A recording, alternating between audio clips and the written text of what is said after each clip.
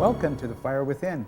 My name is Joel Young, your host, and for the next 13 weeks, I'm inviting you on an exciting information-packed ride to visit some of the Okanagan's true entrepreneurial spirits and learn of their journey from the original idea to the launch of their entrepreneurial dream. This evening, we're inviting our first guest to join us. Sitting with me this evening is Kiley Routley, the founder and owner of Back to Earth Enviro products from the small hamlet of Coldstream just outside of Vernon. Good evening and thank you for coming, Kiley. Thank you, Joel. It's a pleasure to be here. Can you tell our viewing audience a little bit about Back to Earth? Absolutely. Back to Earth started in the kitchen, started there 8 years ago with an idea to start making bar soaps and natural cleaning products. I had done quite a bit of research in the pollutions we were bringing into our home through cleaning products and what we were putting on our bodies. So after doing that research, I was somewhat frightened and I decided to make as natural a product as I possibly could. It started in the kitchen, and then we started with 8 products at local farmers market in Vernon. And it has been in effect, your business has been in effect for how many years now? For 8 years now. And I'm cheating, I have to tell the viewers I'm cheating a little bit because I met Kiley approximately a couple of years ago when I did an article on her business in my newspaper column with the Kelowna Capital News. But over the last couple of years, I've learned that your product line has expanded to over 54 products. Is that correct? That's correct. Yeah. So we went from the kitchen to a little shop in our garage. We soon blew out of that. People were coming to the house, and I very soon realized that we needed to have a front-end store where one could reuse their bottles, so it would cut down the use of single-use packaging, and also have a larger factory space. So, you know, I approached a couple that I knew that owned a retail slash commercial residential property. Yep. And not really sure how I was going to do it. I approached them and said, if you ever want to sell that property, please call me first. Oh, okay. Yeah, and lo and behold, at the most perfect time, they approached me. And we were able to move out into a farm gate space where I was able to build our factory and have a little front-end store. So that's where we are. What I'm interested in too also, Kiley, is what attracted you to this industry as opposed to others where you may have also had background and experience? Right. Yeah, well, you know, I got a visual arts diploma and was on my way to Emily Carr, and life kind of just turned for me, and I did not end up doing that, and I got married and had children and bought a house and a dog and all that, and I was blessed to stay at home with my family, but it got to the point where I wanted to contribute financially to our family as well. I really didn't know what I wanted to do, to be honest. I had tried a few things, and looking back now, it's interesting how your experiences in life can help you with Yes, exactly. with your final decisions. That happens to many entrepreneurs I've discovered. Yeah. Whether it's through your employment or you're just simply your personal interests, and then for a variety of circumstantial changes, the whole entrepreneurial attitude and behavior seems to evolve from that. Thinking, acting, and behaving entrepreneurially. The viewing audience should know that the 2 key cornerstones for entrepreneurship, ladies and gentlemen, are innovation and creativity. And I can tell you, before we finish visiting with Kiley today, you'll recognize clearly her innovation. I'm interested to learn how you move from the idea that you've already described to our viewers to the opportunity which now has evolved to be Back to Earth Enviro products. Well, there was a situation when I was searching in really what I wanted to do, and I met a woman. She was a local herbalist, and I went on my very first plant walk, and instantly I had finally felt that fire within. Oh my. Yeah, My. and I knew at that point that I would be seeing this woman again, and I would be working under her, and that is exactly what I did. So I did a lot of studies in becoming a herbalist, aromatherapist, and I just, like I said, I started in the kitchen. When I was a little girl, I would collect rose petals and make perfumes out of them. So ironically enough, I do collect indigenous plants from the valley. We make oils out of them, and those oils is what goes into our products. So now we've got 54 products. We've got a personal care line, a baby line. We've got a face care line, a variety of 10 different soaps. We're making herbal remedies with indigenous plants and well-crafted teas. And cleaning products. And cleaning products, thank you. Yeah, which is what we started with. I've been to your place. Yeah. What are the obstacles and constraints that you had to undergo while you were moving from this wonderful little handful of ideas that you started with to when you officially opened your door and then now evolved to the storefront that you have today in the Coldstream area? Well, other than, I would say, capital to start a company and a business and everything that involves, I would say that self-doubt was something that I struggled a little bit with, and I would think that a lot of entrepreneurs most likely do, but my advice to anybody thinking about starting a company is find that passion and run with it, and don't listen to that little voice in the head that may tell you that it's not a good idea or it's too risky. What are some of the triumphant moments that you experienced, and perhaps some of the worst moments that you have experienced as an entrepreneur in the Okanagan Valley? I would say that one of the triumphant moments for us was when we were able to move from the kitchen, from our home, into a retail space, but doing so in small steps. Some of the tougher times would be the juggle. In business, you get to that crossroads. And as a sole proprietor running a business that was getting busier and busier and busier, also being a mom of 3, and doing that juggle. So it's finding that balance within. Your thoughts on starting and becoming an entrepreneur, that whole process. Well, can you just share that? I mean, you've touched on some of it, but can you just share the thought processes that you had to go through from this whole realm of ideas that commenced from the time that you were a young girl? Yeah, well, it started... You're the true epitome of a person who has developed interests from a very early age, and you didn't let go of it. You carried them through for...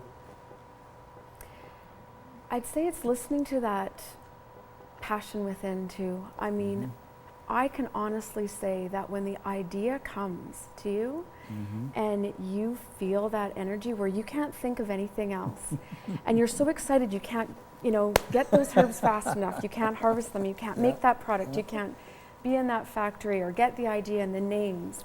I can tell you that I'd put the kids down and I'd be on that computer, and it was everything from the conception of the name of the product to the blends, the synergy blends that would be added to the products.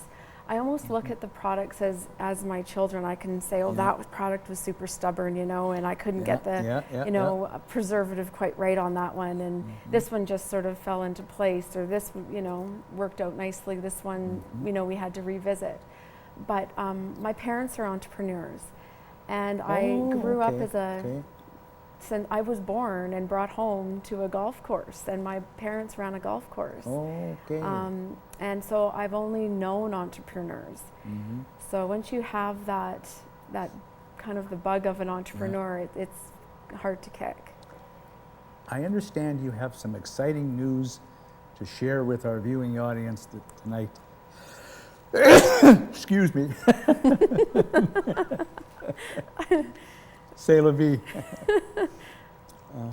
I understand you have some exciting news to share with our viewers.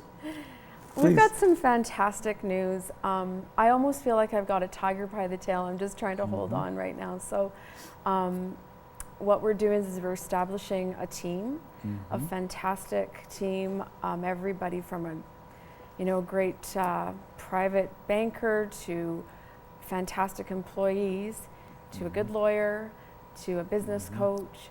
And what we're doing is we're solidly moving forward, and with our new product called Weeds and Seeds. Oh, did you bring an example of it today to show us? I did. It's the latest and greatest product. It's a raw cereal. It's made up of raw seeds, so everything from your hemp seeds, buckwheat, chia. We've got coconut and plantain and dandelion, cinnamon, and black currants. So it's fantastic. Chock full of health. Yeah, it is. It's just an addition. You'd add 2 tablespoons to your yogurt or your salad or shakes. And it has loads of protein. It's high in fiber, great for your omega-3s and 9s. And it's an addition. So we've now got this product in about 15 Save-On Foods in the Lower Mainland, here in Kelowna. Terrific. Vernon, Nelson, and a few others, and gradually growing. So I want to go back for a moment, because you may have touched on it and it didn't register. How many years have you had Back to Earth operating? For 8 years now. For 8 years, Yes. okay. And when you tell me of your new stories and the products, it's making me feel, and I want the audience to hear that, it's making me feel that you're really, for want of a better term, coming of age with the company, because it's starting to really spread itself into the marketplace. Yeah, that's correct. Maybe in areas that you hadn't originally planned or thought of.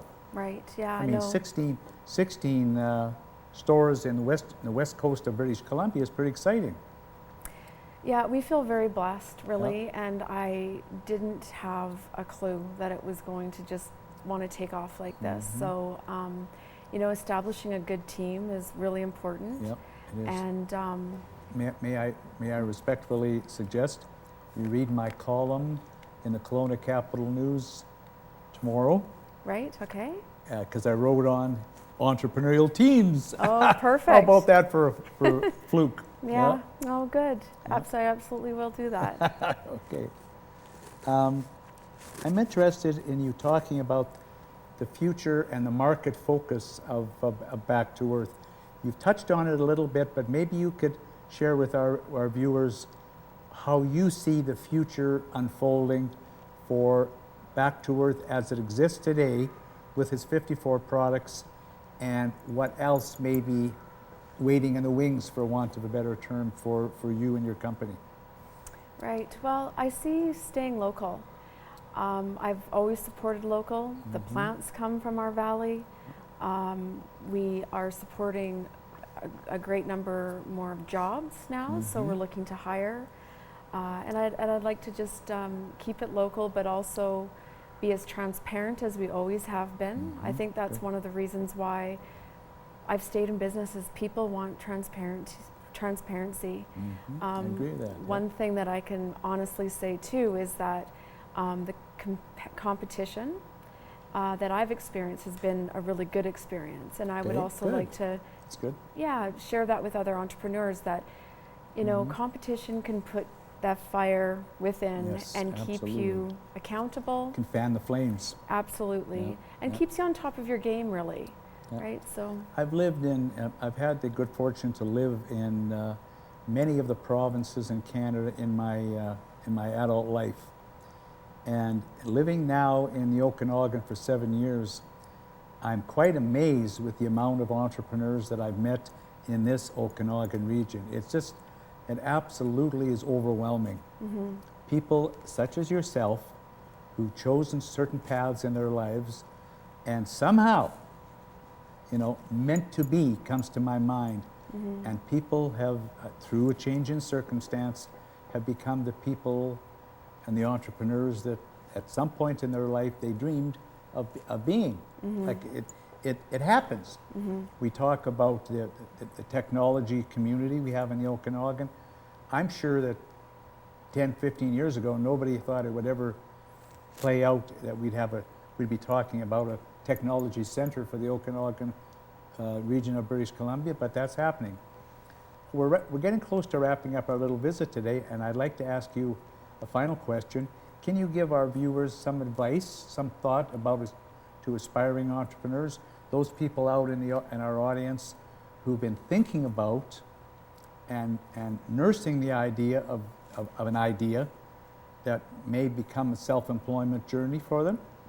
Absolutely. Excuse me. I think the first thing I would want to say is it's a lot of hard work, but anything great is usually hard work. And to just keep that passion, keep that belief, know your company, know your business inside and out. You know, take the business classes, know how to do your own books, know your market evaluations, know who your competitors are, do a great business plan and do it well, and be proud of what you do, be transparent, and I would also say be hungry, because that passion will come out in everything that you do. And people will take note of it. Well, thank you very much for joining us today. I look forward to coming up and visiting you at your retail outlet once again in Coldstream, and best of luck in the future. Thank you, Joel. Thank you for. We'll look forward to having you. Bye.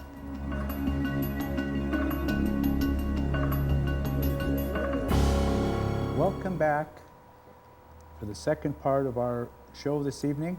I'd like to welcome Andrea Lindal, who is the Vice Chair of Marketing for the Okanagan Valley Entrepreneur Society and a member of the conference committee for the second annual Okanagan Valley Entrepreneurship Conference.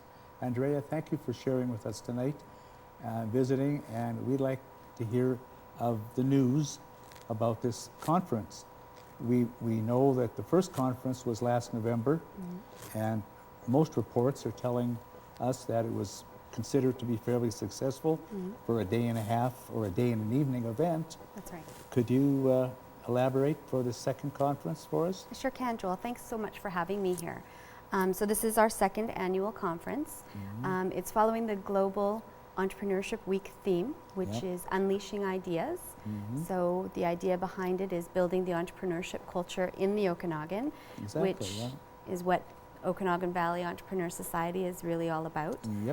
So it's pretty exciting to be going into a second year with this event, which is scheduled for November 21st in the evening, which should be pretty exciting. Some networking with hopefully up to 150 guests, some hors d'oeuvres, a couple of beverages, the who's who of the community I think will be there. I think so too. So I'm pretty excited to be there and really get some networking done. It worked pretty good last year. We intentionally wanted to have an evening networking event coupled with a one-day conference, primarily to test the Okanagan market, the Okanagan Valley, to see how an entrepreneurship conference would be received. Well, we had a very good roster of speakers last year, and the attendance of the approximately 150, 160 registered, it was quite well received. Yes. The networking showcase, we had 15 display tables, if you will, from the cross-section of industry, business, education, and it all worked out quite well. So we're trying to dovetail that, are we not, into this second annual conference. That's right. I think in the future, if we can keep some momentum going in the future, we can enlarge the conference to 2 full days. I would agree. I think that the Valley holds a lot of entrepreneurs. I think we're pretty strong in that area. The conference was well received last year. This year we plan on it being even more so. And I agree. I think in years to come it could be a full 2-day presentations, workshops, the networking. Friday the 22nd is where we will have presentations Yes, exactly. from many of the local professionals speaking on topics such as marketing, coaching, finance, and other business development topics. I counted. I think I saw on the program which you have in your hand. I think I counted approximately 12 speakers. You know, I didn't count them. I did. You did. I did. Well, we do have Dan Zaleski as our keynote speaker this year. Yeah. So we're pretty excited about having him. A former world champion martial arts expert. He is, and you know, I've had the privilege of meeting him, and he's actually a very nice man. He's a hands-on, let's get it done type of guy. Very which much so, yeah. I personally really like that. Yeah.